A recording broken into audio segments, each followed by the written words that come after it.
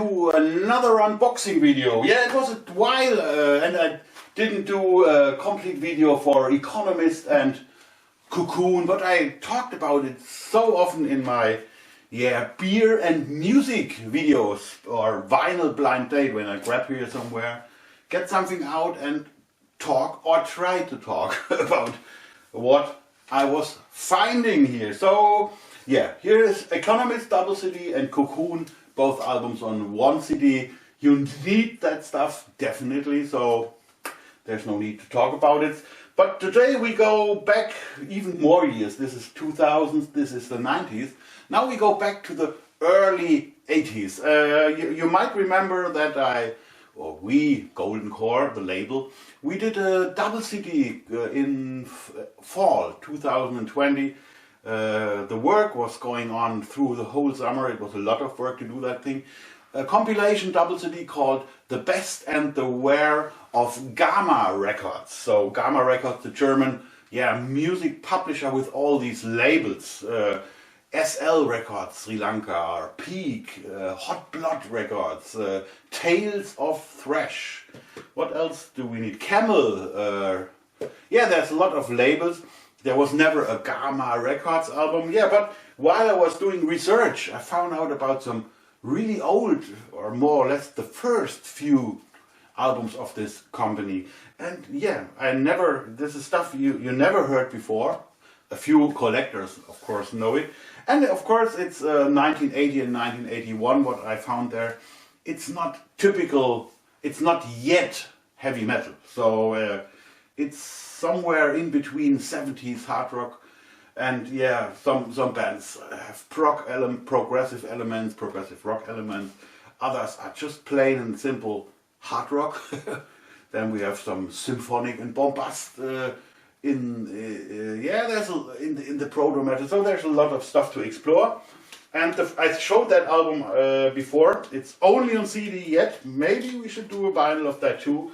If I get 200 or 300 likes, then yeah, okay, let's consider it. Hello Cat, you like PILEDRIVER? I know that PILEDRIVER. Yeah, this was the first out of 6 albums from that company, and from that years 1980 and 1981 we have released PILEDRIVER. And of course the name of the band is already suggesting some hints of status quo. PILEDRIVER was, you might disagree, but the first heavy album of status quo. I think Dog of Two Heads was before. There was already some energetic stuff on that, but I think PILEDRIVER was the first rocking hard album. So it makes sense for a band that started in the late 70s to call themselves PILEDRIVER. And they had the singer Martin Metzger. He told us that there were for sure some status quo cover versions before they started writing original stuff and then getting a deal with this Sri Lanka label, or also known as SL Records, the first label of Gamma Records. So some other people wrote, not because of this reissue, years before, on the you see that on the web, it's sounding like new wave of British heavy metal from Germany, and I agree on that too. Yeah, it is like that. They have this fascinating atmosphere and aesthetics. I love to say that word, you know that, of a local band. And I don't mean that in any negative way. It's a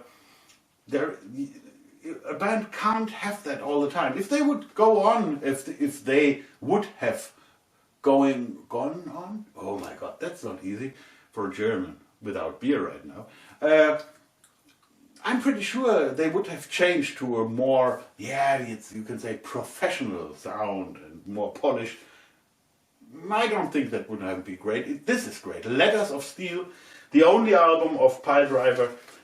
I guess not everybody will understand why I'm totally into that, but those who know me will understand and might be even interested in checking it out. Yeah, we found the singer Martin Metzger, and he was really helpful. We did an interview for the booklet. He sent over a few photos. Yeah, there simply weren't not much more photos available. And yeah, so you see the liner notes here, some photos. That's him. I think he looks a little different today. Yeah, then one of the best photos, one of the few live photos with all the band members is in the panorama page, like we call that in the music business. And the liner notes go on here. And yeah, that's it. Here's some scans from the original vinyl. The original vinyl was our master tape. I bought a near mint version without any and Patrick Engel, you know him from High Roller Records. He he did the audio transfer and and the cleaning. So what I got for remastering the album was already a perfect file. And yeah, to be honest, a master tape from 1980, if it wasn't stored completely in a special room, in a special refrigerator, you know what I mean, it would have been damaged anyway. And sometimes a really good vinyl, is a better master tape than an original master tape. So don't forget that. Yeah, and currently released last Friday. No, Friday is 2 week.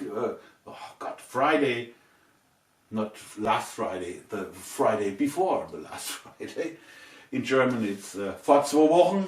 So but the vinyl was delayed. Requiem with Steven, another band with just one album. And yeah, these guys have a hard time even today, because on Discogs, I don't know why, this band is listed as Steven, as the band name, and Requiem is the name of the album. So look at this here. Why?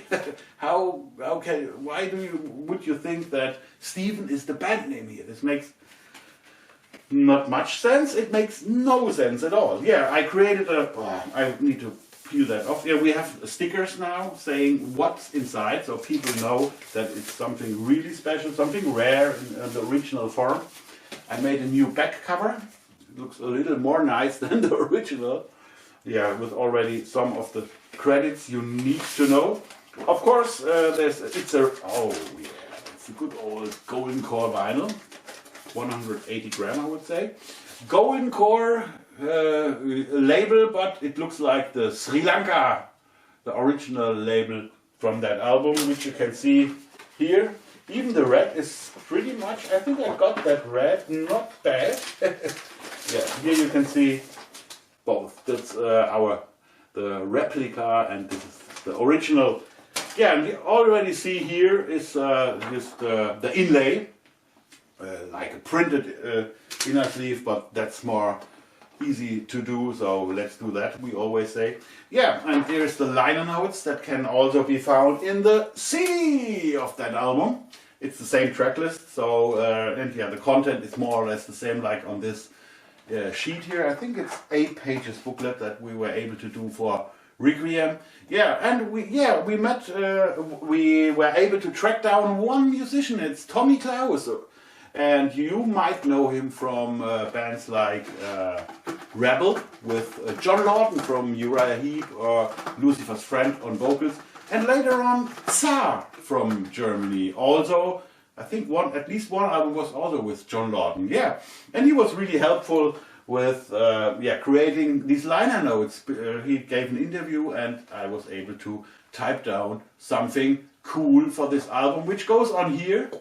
And then we have one of the few, this is the only band photo available from this group. And yeah, so there's a more recent photo of this guy. And yeah, here is a little bit of the discography of the members. Because there was another guy, not famous, but at least I know him. Or I knew him, it's years ago, it was 88. This guy on drums here is Robbie Baumann. And this means he was the engineer at Zuckerfabrik Studios in Stuttgart.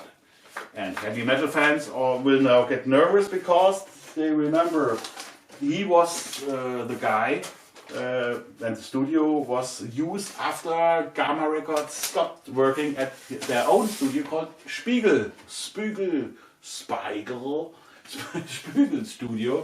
Yeah, and so he also did, I think, yeah, maybe it's not his best work, but Rising from the Sea from Exhumer, or my band Sudden Darkness. This was this guy, and I played on his drum set. So it's funny, on the Sudden Darkness album, you can hear the same drum set like it is. You see here, it was that Sonor drum kit, Sonor Signature, I think was the name. This brown nature wood, really heavy thing with it. Big rims, unfortunately. Yeah, that's our unboxing video. And there are 4 more products to come. Let's see if I get them together. One is the Mannheim-based band Poker from 1981 with guys from Kingping Me from 2066, and then Haggard Grönemeyer, Edo Zanki, 9 Days Wonder, Tokyo Blade, Dead Ballerinas. These guys are all in Poker. Then we have Schloss, the second album after the first one was with the guy who later was in Tokyo and Kraft. But this album is without Mr. Luley. Schloss is the name of the band. They had an album in 1975, which is already a rarity these days and hard to find. And yeah, but nobody, I think not many people know that they had a second album called Ready for the Show. And yeah, this will be our another reissue. Then we have, of course, Swings from Stuttgart, the progressive heavy band. The album Here We Are, later reissued in 1985 on Mausoleum Records as Burning Lights. You might know it, yeah, from this version with guitar player Tommy Newton. His first work as Tommy Metzger, by the way. Yeah.